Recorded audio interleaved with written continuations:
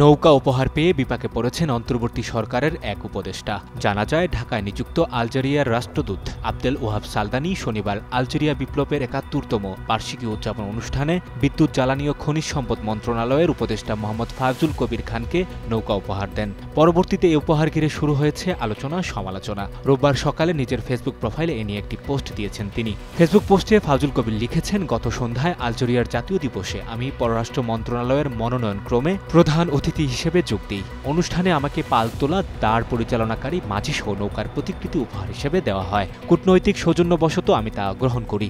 উপহারটিতে দূতাবাসের নাম লিখিত আছে। লক্ষ্য করুন, এটার সঙ্গে আওয়ামী লীগের নির্বাচনী প্রতীকের কোনো মিল নেই। পরামর্শ চেয়ে তিনি আরও লেখেন, এখন আমি এটি আলজেরীয় দূতাবাসে ফেরত পাঠাতে পারি। এটা অসৌজন্যমূলক ও হীনমন্যতাপ্রসূত হবে। সরকারি তোষাখানায় জমা দিতে পারি। যদিও এটা খুব মূল্যবান কিছু নয়, শৈলান প্রবীণ নিবাসে রাখতে পারি অথবা নিজের কাছেও রেখে দিতে পারি। পাঠকের পরামর্শ পেলে উপকৃত হবেন বলেও উল্লেখ করেন তিনি।